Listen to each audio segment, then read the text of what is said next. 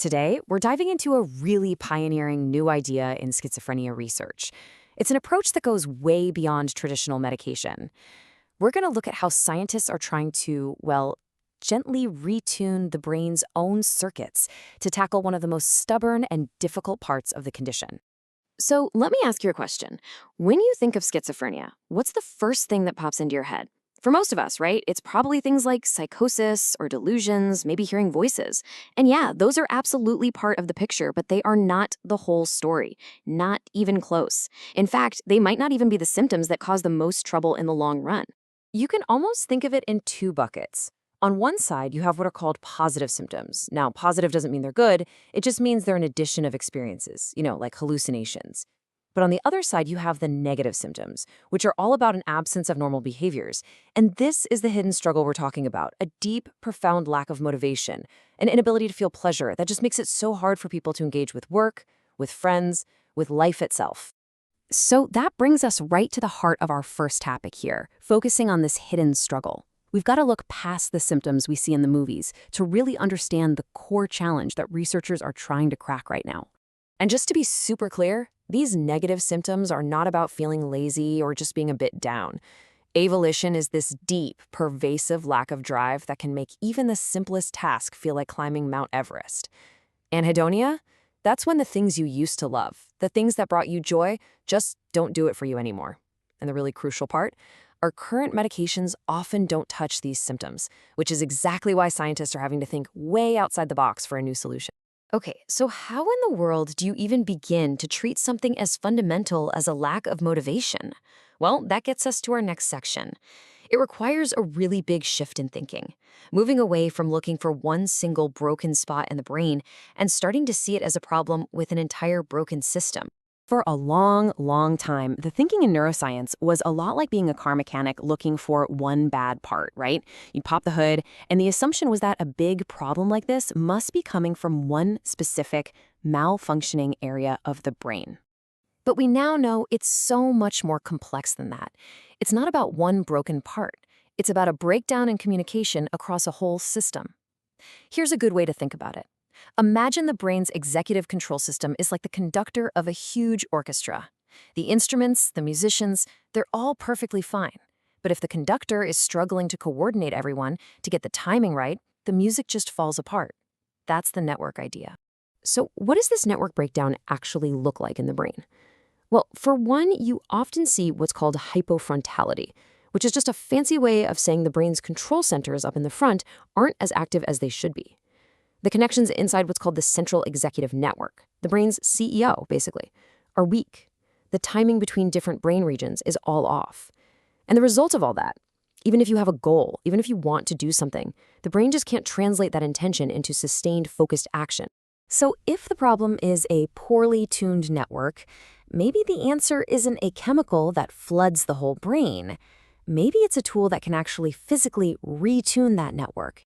And this is where this incredible new technology comes into play. It's called low-intensity focused ultrasound, or LI-FUS for short. The idea behind LI-FUS is it's really elegant. First, you use brain imaging to pinpoint a key intersection, a major hub in the network that isn't working right. Then, from completely outside the head, you apply these very gentle, low-intensity sound waves. The goal isn't to blast anything. It's to gently modulate the neurons, to just kind of nudge their activity pattern. And then you just watch. You observe to see if that little nudge had any effect at all on behavior or thinking. This tool is especially amazing for research for a few really big reasons. It's completely non-invasive, no surgery, nothing like that. It's also incredibly precise. You can focus it on tiny spots deep inside the brain. And it's not electrical. It uses the mechanical pressure of sound to influence cells. It's a subtle approach, which is exactly what you want when you're trying to gently influence the delicate dance of a brain network. Okay, so you have this totally new tool and this new idea about brain networks. How on earth do you test it safely and smartly? Well, that brings us to one of the most fascinating parts of this whole thing, the plan for a one-person study. And believe it or not, starting this small is the absolute smartest way to go. That's it. 1. The entire clinical trial is built around a single participant. Now, this isn't because they couldn't find more people. This is a very deliberate, very strategic choice. So, why would they do that? The genius of doing a study with n equals 1, as they say, is all about focus. Schizophrenia looks so different from person to person. So instead of trying to average the results from a huge varied group, you concentrate on just one person. This lets you hunt for the earliest, faintest signals of an effect with incredible sensitivity, because you're only comparing that person to their own starting point. You get to cut through all the background noise and get this crystal clear picture of how this specific individual responds to the treatment. And of course, in a study like this, safety is everything. This is not some rogue experiment in a basement. The research plan is unbelievably cautious. They're only using a device that's already been approved by regulators. There's a whole team of experts, a psychiatrist, a neurosurgeon, a physicist, right there the whole time. They're constantly monitoring the participant and have a list of clear rules to stop immediately if anything seems even a little bit off. And this is so important.